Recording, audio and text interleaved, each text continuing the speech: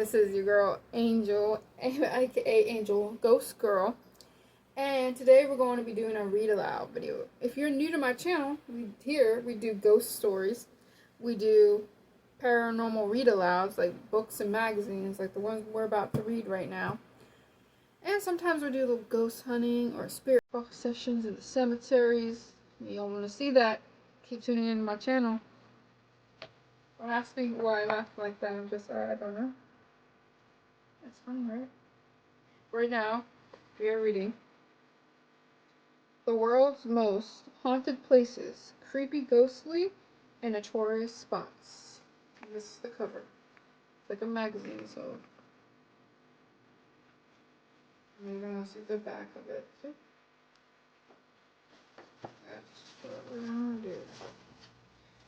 And last time we were reading about Ed Gein and all that. This week, I swear there's another section about Ed Gein. We're just going, there's some things I cannot say in here, so I'm pretty sure we read all that. So we're going to read this page 16 and 17.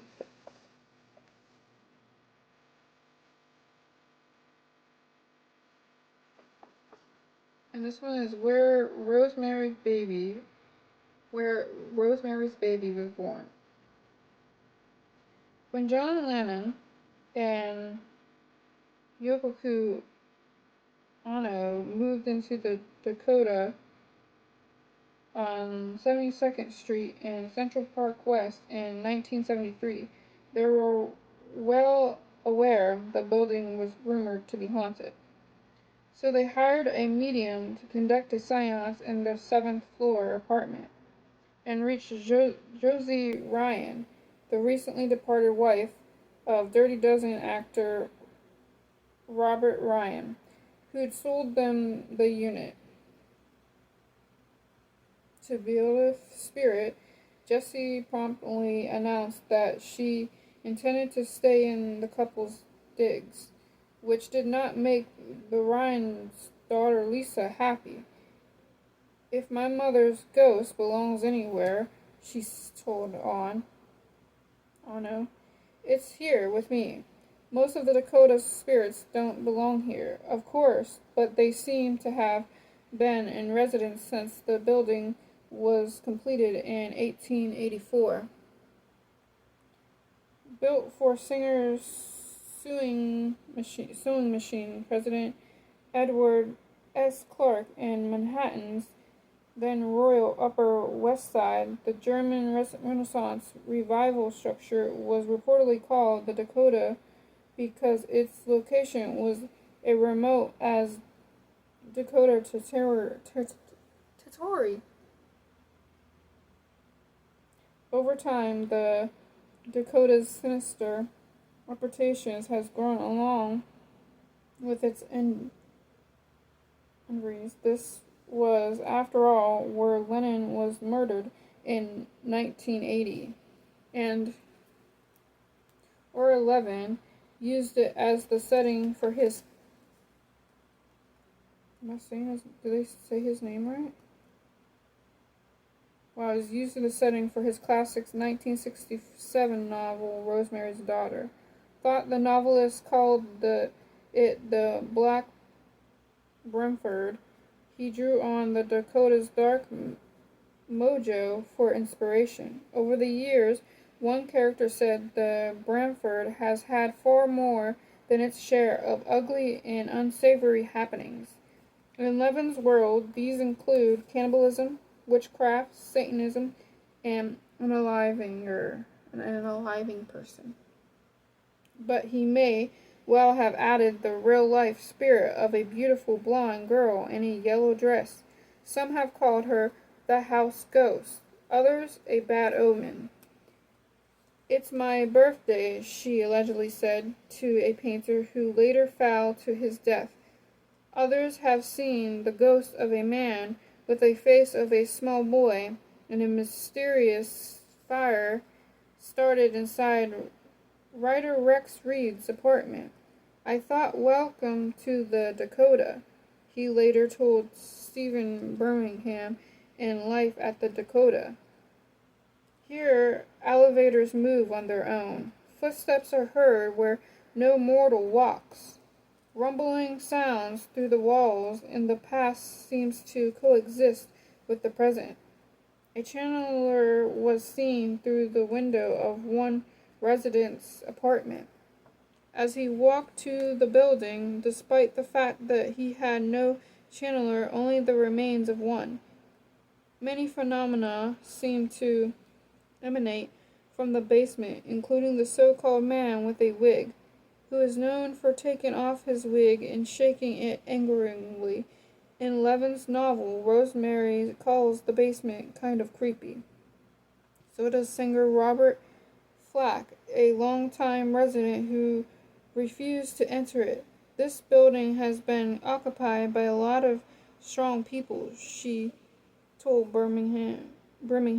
They stay, they have memories, they come back. So I'm going to read this little part right here, real quick. It's like right here. Fair left.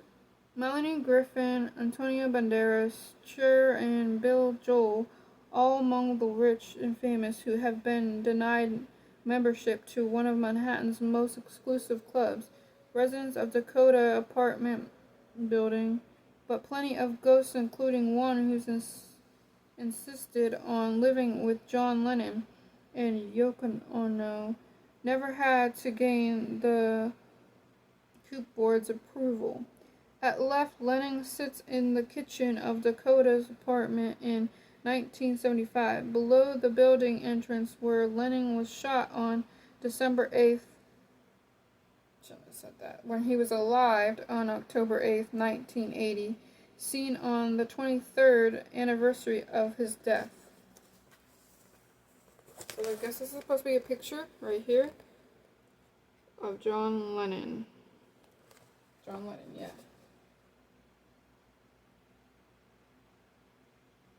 Yeah. I'm going to do the next page. So now the next page. The Edgar Allan Poe House, Baltimore. That's where some of my dad's family's from, Baltimore. I think it's Baltimore, Maryland. I know he's from Baltimore, Maryland, but I don't know if this is actually talking about Baltimore, Maryland, or somewhere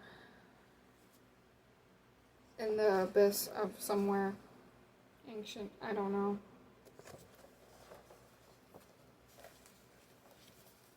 I'm going to read a little corner. This little corner right here, real quick, before we get started. Warren C. Painter. I heard this marked in 1913 to commemorate Poe's original burial place. So this is supposed to be Poe's original burial site.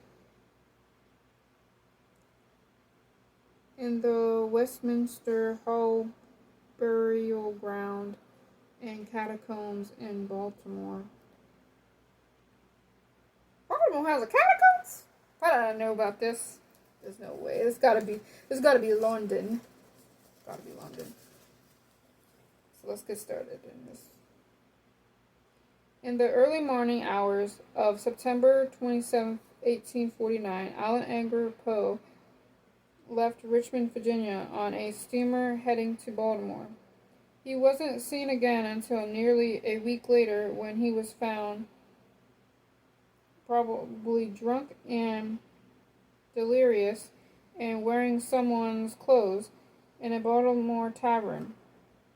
Hospitalized, the great writer raved repeatedly, shouting someone's name until on October 7th, he murmured, "Lord help my poor soul," and alive. Well, and perished. Now a museum, the Edgar Allan Poe House on Baltimore Amity Street, is where the writer lived in the early 1830s. It is, locals say, haunted, but not by Poe's poor soul. Some have seen the spirit of a stout old woman dressed in clothing of the early 1800s. Others have reported visitations of a specter known as Mr. Eddy. Doors and windows open and shut when no one is there. Visitors sometimes feel presence tapping on their shoulders, and a neighbor has seen candle-like lights bobbing in the museum after closing time. Poe's ghost has been seen in the town's port area, Fells Port, where the writer seemed to have wandered during his final days in the city. A spirit affectionately named Edgar is said to prowl the Horse You Came In On saloon, Baltimore's oldest pub. And beginning in 1949, a mysterious person known as the Phantom Toaster toasted the great Wright with a glass of cognac at his grave every January 19th, Poe's birthday, leaving behind the unfinished brandy bottle and 3 red roses. Since 2009, however, the toaster has been off the Raven nevermore. Okay, so in the next story part, we're going to go to this next page here. This is going to be something different right here.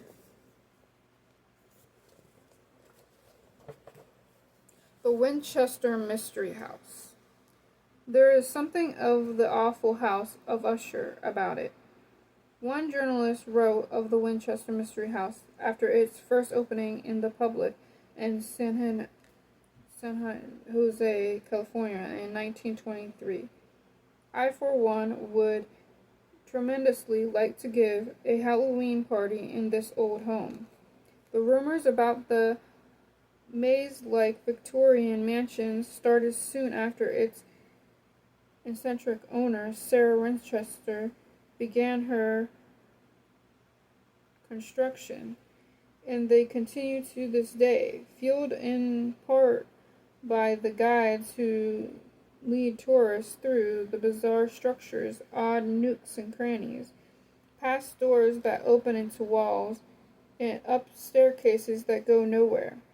There are now 160 rooms, 2,000 doors, 10,000 windows, and 47 stairways, 47 fireplaces, 13 bathrooms, and 6 kitchens. Wow. Tourists are warned against wandering off. They could be lost for hours.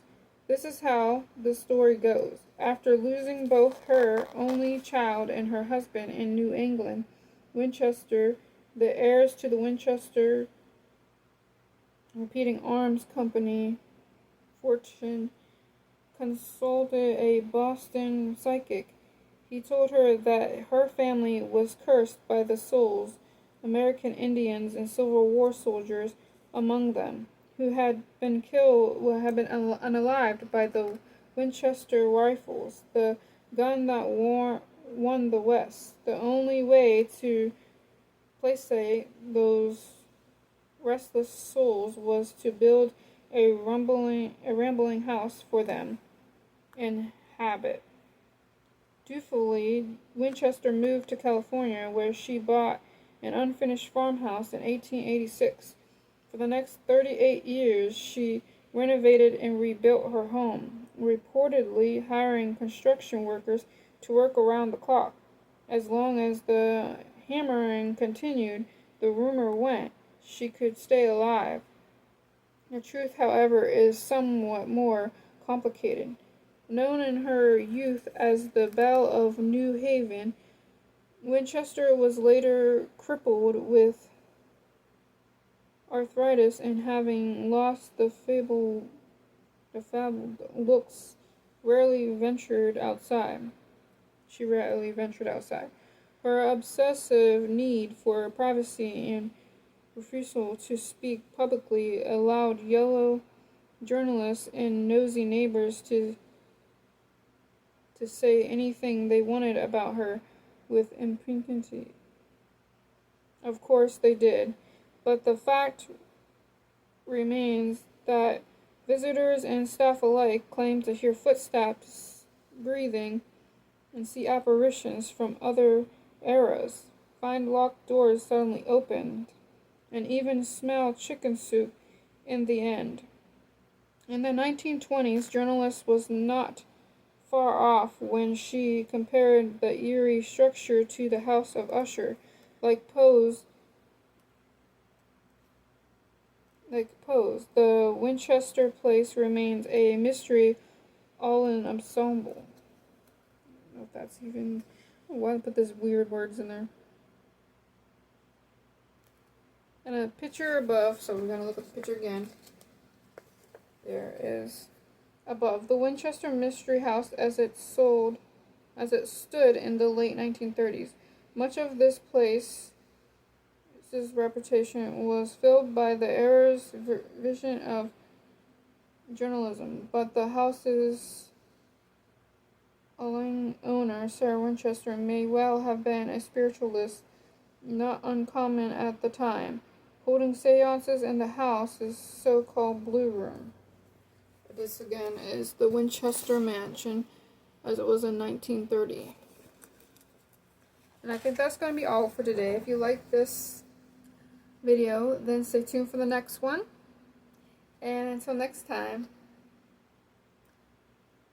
sweet nightmares, should I say? Sweet dreams.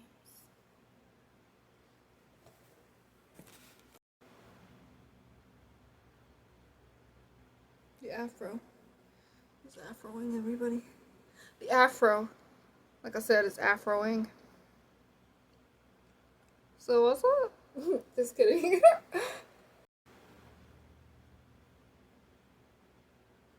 Yeah, that's right. The afro is afroing. Smooth, dude.